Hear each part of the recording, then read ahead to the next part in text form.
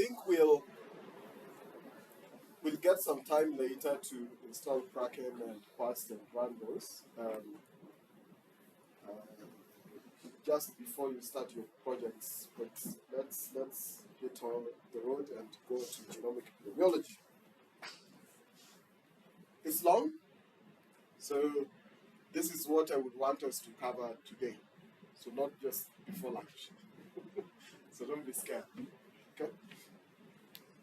All right, genomic epidemiology. So first we have to ask ourselves, what is epidemiology? Okay? So we say epidemiology is the study of occurrence and causes of diseases in a population.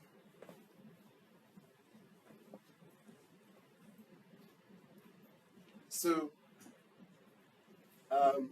it's important to understand these three things. Occurrence. If you've studied epidemiology before, there's what they always say, what, when, who, right? So, study of occurrence, what is happening, right? Causes of disease, so there must be something associated with the disease, right? Then, in a given population, that's like the who, see? So, we understand what epidemiology is. We're trying to understand the occurrence of a disease in a population. Good? Genomic epidemiology, now what we're doing here is we are using pathogen genomic data to study the occurrence and the cause of the disease in a population. So the previous one, often, you're looking at the number of cases over time, how those are increasing or decreasing in a given population, right?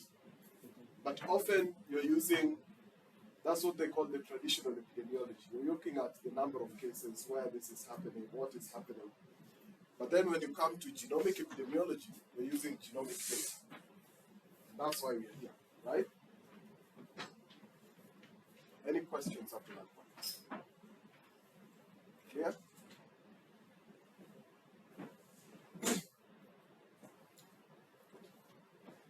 Okay, so genomic epidemiology is made up of different things. We have surveillance and typing of pathogens. So obviously you're looking at, you're doing some surveillance in the community, like, or it could be like, let's say, Mpox. You're looking at the number of cases of Mpox. You're typing those cases of Mpox.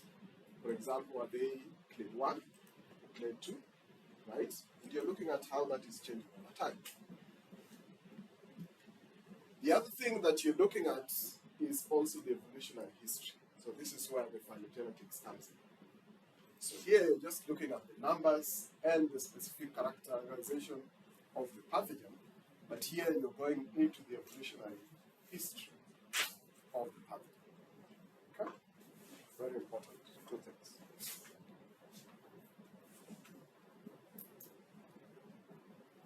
Our typical workflow for genomic epi is you collect the sample, you do library prep, you've done the sequencing, you've done the assembling. Now, we want to do the last bit, the phylogenetics, so the genomic epidemiology. So, right now, zombies, right? Want to do this.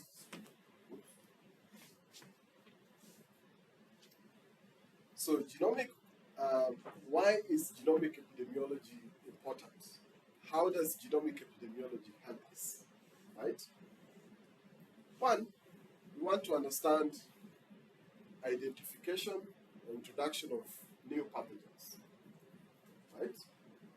Because this is how we got to understand clade 1b, Mpox. We want to see pathogen info. We want to see a new pathogen. So we can identify the pathogen taxon. Okay, like, is it a virus? Yes. Which kind of a virus? We don't. those kinds of things. Then we characterize the pathogen. So there's where you identify the pathogen, it's Mpox. Then you characterize the pathogen. Which Mpox? Clade 1, Clade 2. It's Clade 1. Which Clade 1? Right? And then you're also interested in identifying the primary reservoir. That pathogen, is it mostly in, like, say, animals? Is it in human? Or is it an environmental sample? Okay? The second thing is understanding the transmission dynamics. So you've identified the reservoir, okay? But is it something that is only limited within that reservoir, or you see cross-species transmission, or even within species transmission? Okay? So you want to determine if the clusters are closely related. You also want to track the timeline of pathogen introduction. So when did this pathogen get into this? It could be a small community or into this host, and things like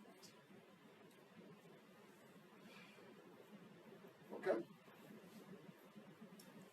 Then, now we want to look at some of these individual items. So, identification of the introduction of a new pathogen. So you identify the pathogen of interest.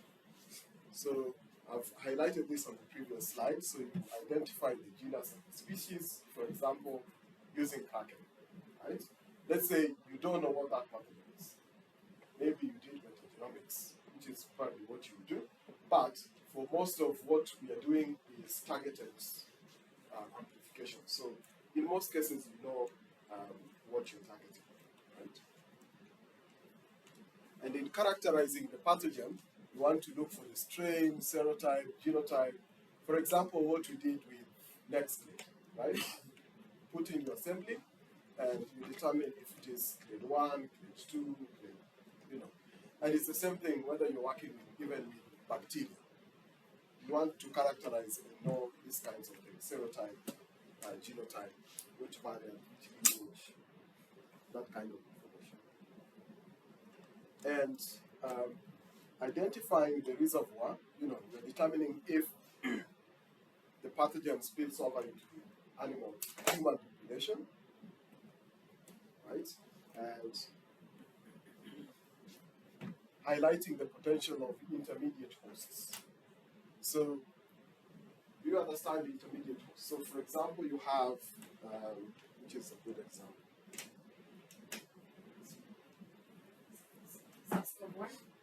SARS-CoV, yes. So, we could say, the original reservoir, for SARS-CoV, we still don't know whether it was bats or,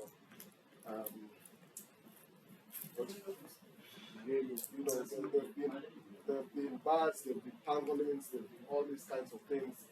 Now, determining how it got into human, like did it come from bat into a pangolin and then into human? So, like, what is in between, right? So, for example, we do know, like, monkeypox, which is the animal reservoir for monkeypox. Rats, right?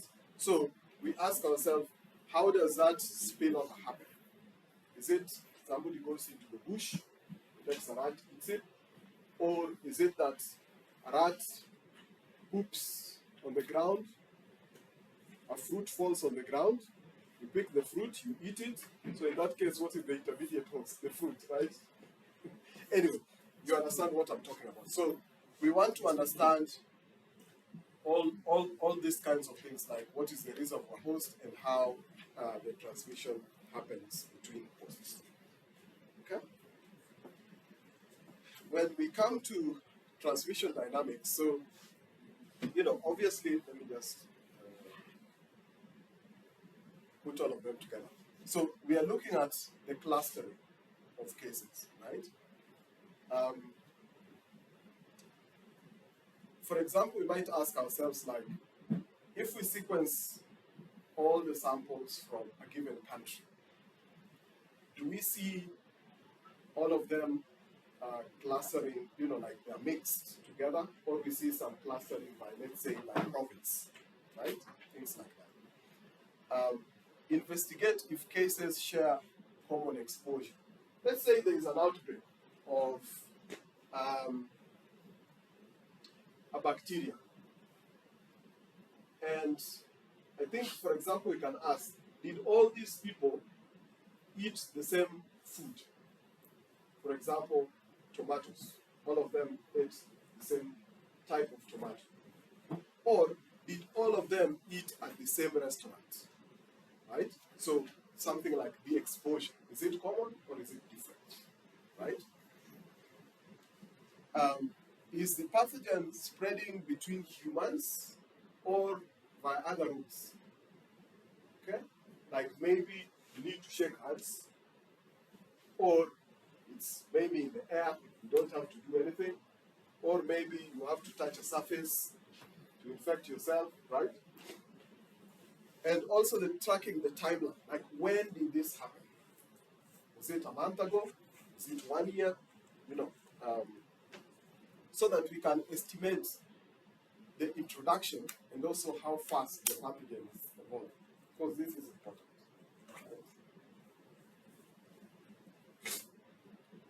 Okay. Very good. So we understand how genomic epidemiology helps us understand different aspects of the pathogen. Of course, one thing that is fundamental in all this is that as the pathogen spreads, there is always some evolution. The pathogen is changing, right? So here, assume that we have this pathogen is introduced to this person. This person spreads it to that person. That person spreads it to that person, spreads it, you know. The pathogen is spreading. And here, time. Okay? And as the pathogen spreads, it evolves. It changes. Right? True? Good. Very important. Now, and the changing is because of mutations that are happening in the pathogen. So some positions in the genome of the pathogen will change with ongoing transmission or spread from one person to the next, or from one host to the next, depending on whichever host you are thinking about. Okay? Now, you might assume that all the mutations that happen are always transmitted. So not all the mutations are transmitted to the next host. Okay? So when I have the pathogen, it's changing inside me, right? When I give it to the next person, not all the mutations I have will be transmitted to the next person. And remember, the pathogen I have, it's a small community of different pathogens. Because remember, the mutation process is random, right? Because always the pathogen is copying. The genome is copying this genome to the next. But sometimes it makes a mistake, right? Now, some of those mistakes can be corrected. Some of them are not corrected. Again, remember it's random. So if you have, if let's say you and your friend, you stand here, and this person coughs to you, right? Does he give you one pathogen or many? Many, right? And the many pathogen, each of them will change differently, right? So these mutations will be different from these mutations, and the other person, when they cough to the next person, they will not give that person all the mutations, only some, right? So this is what we mean by some mutations are transmitted, some are not. Okay? Very good to understand that. So, as the pathogen is spreading, the aim of genomic epidemiology is to track these mutations. Right? So, this person donate this person, and we look at the mutation, right? Also, this person, we look at the mutation. So we continue tracking the mutations as they spread, right? Remember, we are tracking transmission. We have not gotten to the phylogenetic tree yet. Okay? Transmission. The one phylogenetic tree. We're just looking at the transmission. Okay? Okay. But let's say this is transmission. So we are looking, this person gave this person, this pathogen spread to this person and that person, and like that. But often we don't sequence everybody, right? Because if we are in a meeting like this, right? I mean, of course, this is an ideal case because we are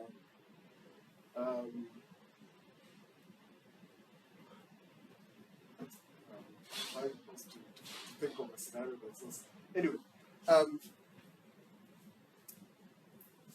let's think about Mpox. Now we can show that there is sexual transmission, right? If you go talk to this person, that whom did you have sex with? Maybe he only mentions this person, and it does not mention this person, right? Peut-être parce que this is a man, this is a woman, this is a man, right? And in Africa, people don't easily say that they are gay, right? Maybe this is a sexual partner, but this person is a man, right? So if you go as a scientist, like, how many sexual partners do you have? One. We will not say this person, right? So we will miss this sample. Okay? Oh, no. No, we'll have this sample, but not have these samples. Okay? So, and also like, sometimes you can also miss samples because people travel out of an area, right? So you can't reach them. So in the end, this is the true transmission network, right? But we only have samples for the yellow. So as you work with genome sequence data, just be aware that you don't have everything.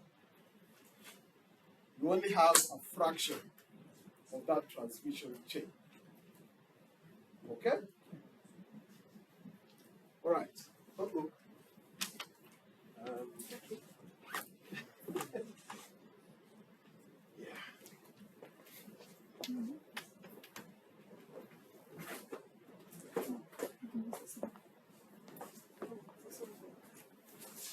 Yeah. Yeah. Have.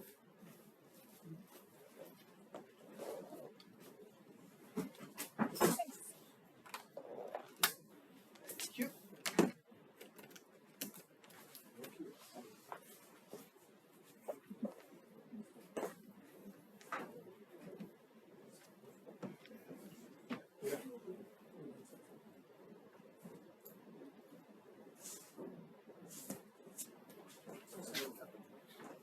Yep, I'm not seeing any light here as well. Yeah.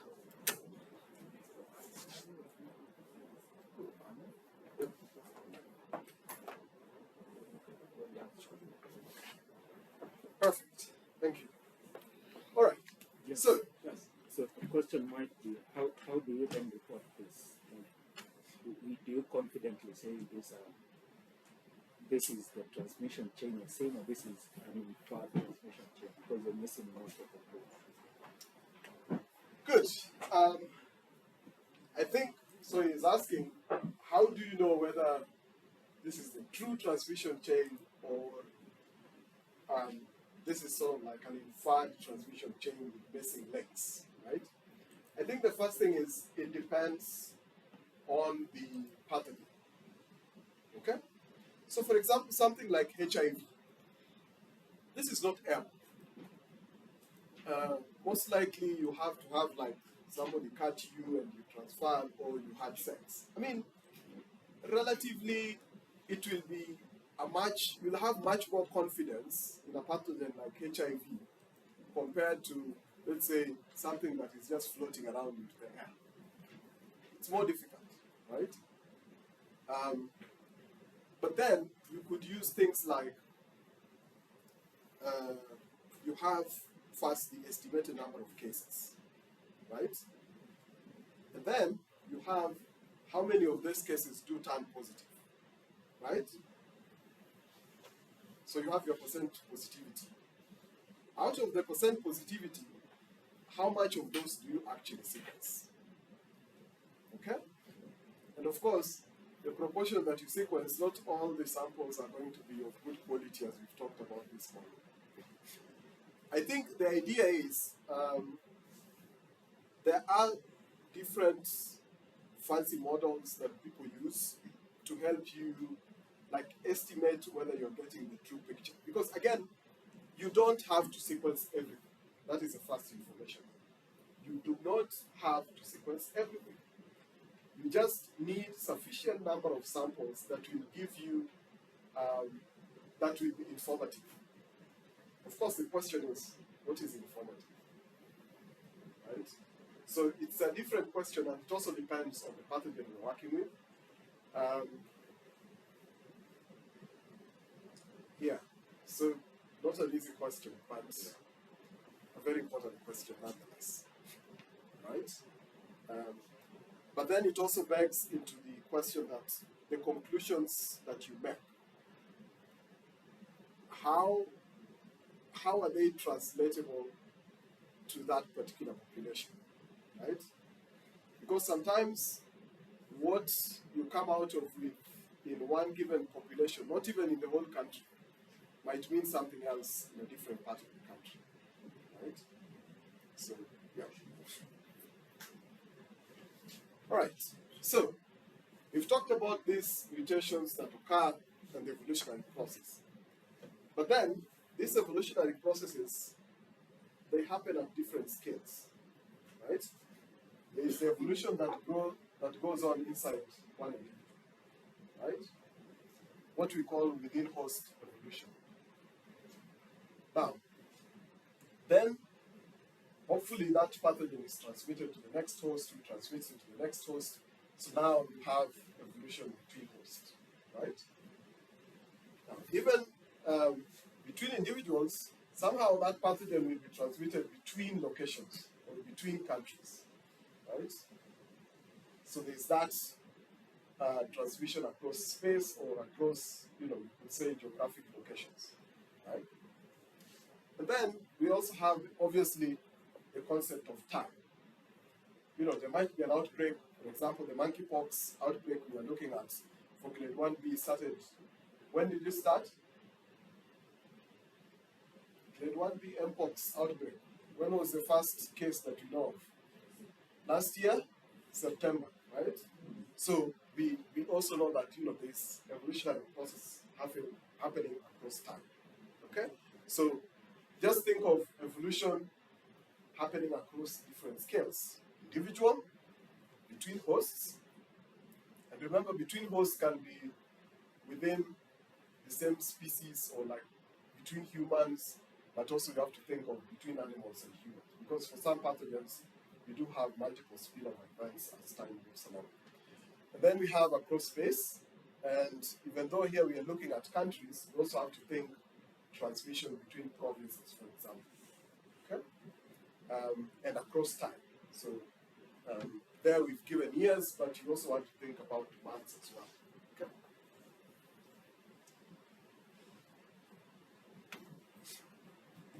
If you have any question, stop me at any point, right? Now, we've talked about mutations. There are different kinds of mutations. We have synonymous mutations, which do not change the protein. Okay? So here we have GCC, which gives you an alanine. And here we also have GCT, which gives you the same amino acid. So C has changed to a T, but it's the same amino acid, right? Okay?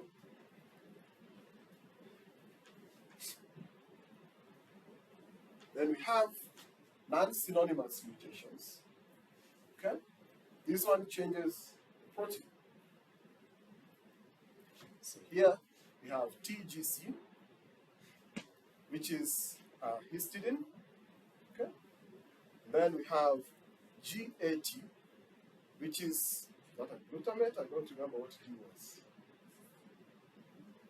I don't remember. But anyway, you can see that the amino acid has changed, right? And often we are more interested in non-synonymous mutations that change the protein, right? But we also have to think about sometimes it might change the protein, but it's the protein within the same family. So maybe the structure is the same. Maybe the effect is nothing. But it could even change the protein to a different class or family of protein. Evolution is complex because there could be another change somewhere that cancels the effect of this other. So, okay? But often we are more interested in non-synonymous mutations. These ones are usually more important. Okay? Yes? I once heard that even those synonymous mutations, sometimes they can be used to, for phylogenetics, maybe to delineate certain kind of organism from particular geographical location. It refers a certain nucleotide than the other one. So you can also use that kind of information also for not necessarily changing the protein, but at least to show you where you have differences from the geographical location or even host. True. Yes, that's correct. So mutations are very complex. I do know like some of these synonymous mutations could actually be even important, for example, in the transcription process. True. But I guess most often we are more interested just in the ones that actually change the protein. Because most of the synonymous mutations, you really have to find, what you're going to use it for. Right? So, now that's a good point. All mutations are important, and it's always good to investigate. Right? Okay. So when we talk about most of these non-synonymous mutations, one thing that is known is that most mutations are deleterious. So deleterious means that they are not good for the organism. Okay? Remember, mutation is a random process. So as the pathogen makes mistakes, there's always that thing that sometimes evolution is presented in a way that the pathogen thinks. The pathogen does not think. The pathogen just copies its genome, it makes some mistakes. I don't want to say FAFO.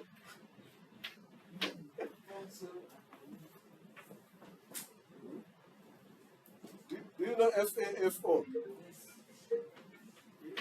Qu'est-ce que c'est en anglais? FAFO? Am I allowed to say fuck around and find out? All right, like you make a mistake and you will find out that it is bad, right? So it's the same thing with the pathogen. It copies the genome. Sometimes it makes a mistake. And then if you make a very big mistake, you might not survive, right? Like, let's say you're a human being, you go having sex with everyone. You might get HIV and die, right? Now, with pathogens, sometimes it makes a good mistake, which can be beneficial, right? But what has been shown is that most of the mutations actually are bad for the pathogen. So a lot of these mutations are cleared right? Because when we say they are cleared, it's because those pathogens never survive and get transmitted. Okay? So on the chart on the left, we are looking at the frequency or the proportion of that particular mutation. And most of the mutations actually go like that. They go up and then they just go down because they are cleared from the body, right? Or that pathogen population. Some mutations are neutral. They're not good, they are not bad. Okay? So they can hang around for some time. They are not dominant, which they're not often more than 50%, but they're just circulating. They don't change anything in the pathogen. Okay? Good? Yep. Lastly, some mutations are beneficial. It means they increase the fitness of the pathogen. And what you often see is that their proportions increase over time and maybe even replaces the previous mutation that was present. Okay? But remember, most of these mutations that increase viral fitness are usually quite few. They're not the majority. What I want to communicate here is, whenever you do some of these pathogen genomics, often as scientists, when we see mutations, we get very excited, right? Like, oh yes, I've discovered something. But just remember that you have to investigate if those mutations are actually useful to the pathogen. Most of them will not. And it also depends, again, at which point you're doing your sequencing, right? Because, let's say, for example, a new pathogen comes into the community. Remember, mutations happen all the time. For example, when SARS-CoV-2 started, right? And of course, there were new mutations, right? And then, let's say that's early 2020. When you look at late 2020, most of those mutations actually were cleared, right? Because not all those mutations are transmitted to the next host. And remember, there's another thing that we have to think about. The host, the human, is also developing immunity to the pathogen, right? So some of those mutations will not be beneficial to the pathogen. So the pathogens that have those mutations will be clear, which means they don't get to be transmitted to the next host, right? But those ones that allow the pathogen to survive, for example, the host immunity, they get transmitted to the next host, right? Yeah. I think the best example here is parasites called plasmodium, which, in a way, to survive, to avoid detection, it deletes proteins that are used for malaria detection, so that it can survive further in the body. If you're not detecting it, you're not treating it. Therefore, it is deleting that protein. That mutation is very beneficial to increase its fitness and onward transmission to the next person. Can we try and do a translation? It's a good example. Is that? You can maybe just repeat. So I'm saying this example of where a parasite develops a mutation to increase its fitness can be best described with the Plasmodium falciparum deletions that it's making. So the Plasmodium falciparum parasite is detected by the rapid diagnostic test through a certain protein. So to further survive, the parasite will delete that particular protein from its genome. So it is diagnosed by HRP2, but the parasite will delete HRP2. So when you go to hospital and they test using an RDT, you are negative, but in real sense, you have Plasmodium that has deleted to survive. So it is mutating to survive. So l'exemple meilleur, c'est avec le palu, Plasmodium. Souvent, qu'est-ce qu'il fait? Il essaie d'enlever une erreur de son génome, on appelle la délétion, il l'enlève pour survivre Et même quand vous faites le diagnostic, vous ciblez une région alors que le parasite l'a déjà éliminé et vous ratez. Mais le parasite, il est là, mais comme il a déjà enlevé une part de son génome pour survivre, donc là, vous ratez. On a vu ça, l'exemple qu'il a expliqué.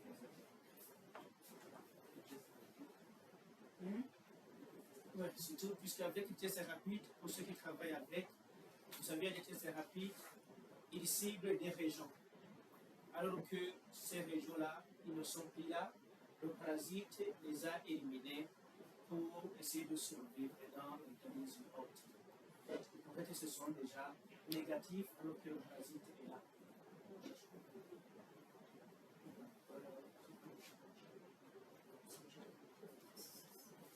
Voilà, donc le test rapide, comment ça marche? Dans les banderettes là, il y a des régions qui sont ciblées, n'est-ce pas? Alors si la région est là, il va être positif. Mais si la région n'est pas là, il sera négatif. Alors qu'est-ce qu'il fait le parasite dans l'organisme? Comme il sait que c'est une région qui est spécifique, il élimine ce qu'on appelle la délétion. Il dit que si la région n'est plus là, et le test, quand il va chercher la région, il va plus la trouver. Et comme ça, donc là, ça devient négatif, alors que le parasite est.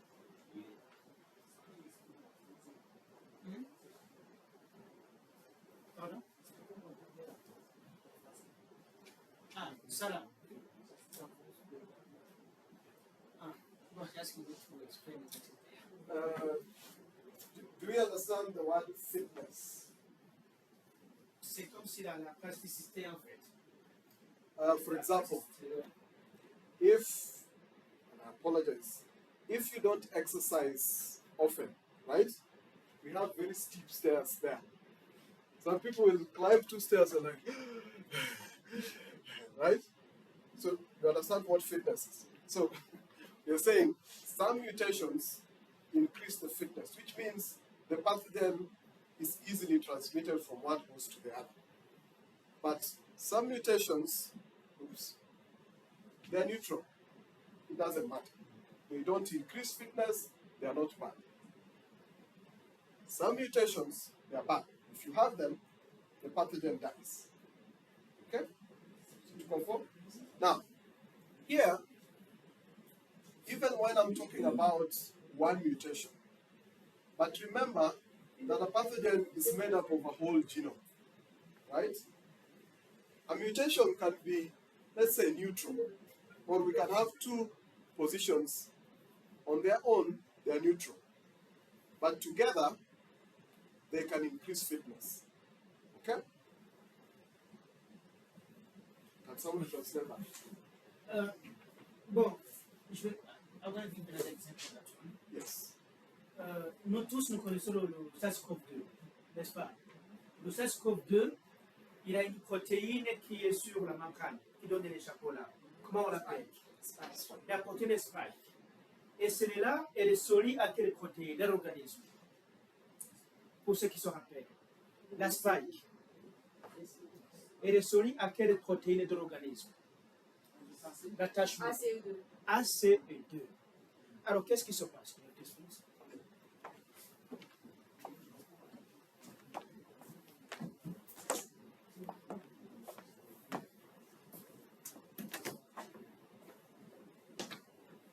Nous avons la protéine spike qui va se lier à la protéine, par exemple, ACE2. N'est-ce pas? Or, la protéine, supposons, c'est juste.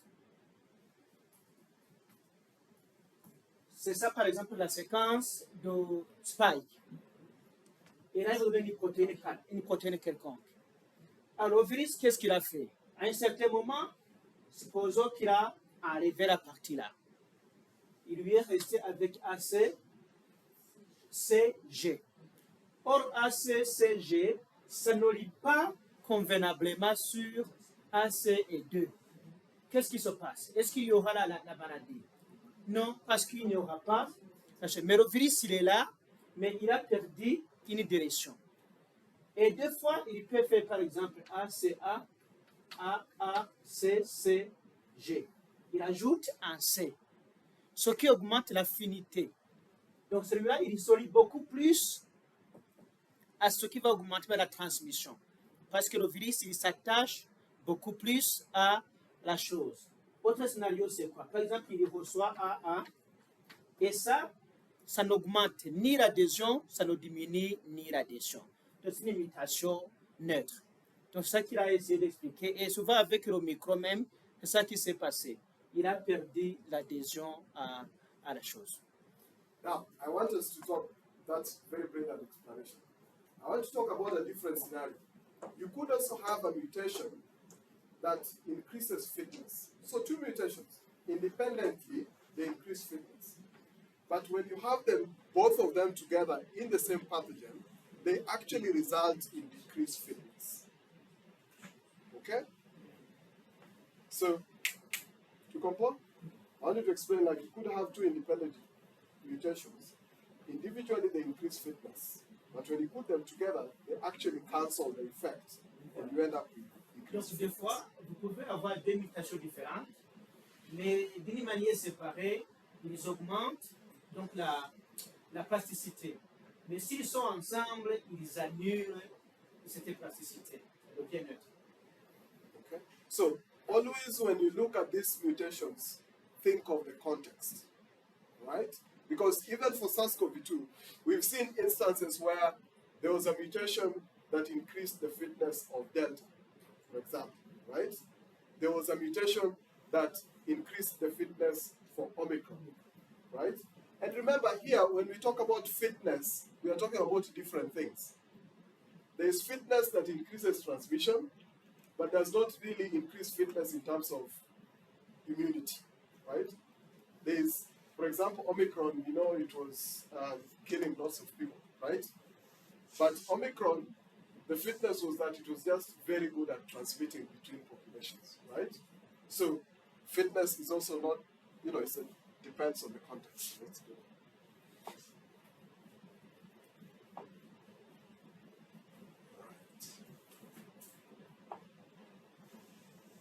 You have to do your thing. Just remove it and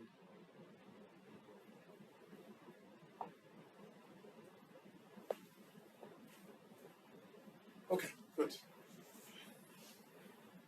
So, yes, so what I was just coming to, what do we mean by fitness advantage? So, is it transmission? It means it's easy for the pathogen to be transmitted from one person to the next. Are we talking about replication? Maybe it's copied much faster than another variant, okay? That can be fitness. Because, you see, for a pathogen, the faster it makes copies, the better, right? Is it immune evasion? Sometimes, for a pathogen, you don't even need most of it.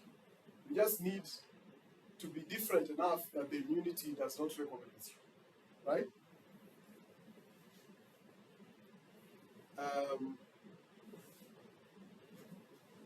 For example, survival in water. Maybe it makes a change such that the pathogen is not, let's say, temperature sensitive. So whether it becomes very hot, the pathogen is happy. It becomes very cold, the pathogen is happy. So fitness can mean different things, right? Okay?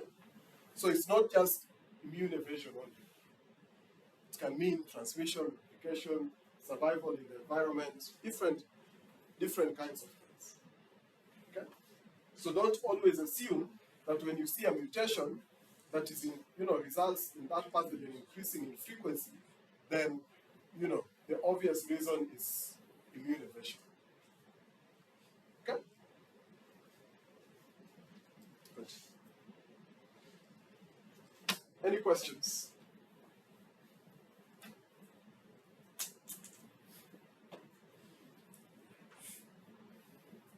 A lot of information.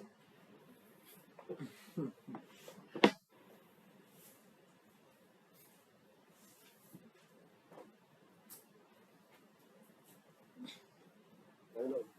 Donc là, on a essayé quand même de donner une introduction beaucoup plus théorique sur des choses qui peuvent arriver sur le virus. bien sûr, un organisme quelconque. Là, parce que c'est ça qui va nous aider à comprendre la suite. Que ce soit des virus, des bactéries, ça évolue dans le temps et dans l'espace. Il y a des fois, cette évolution, il est beaucoup lié aux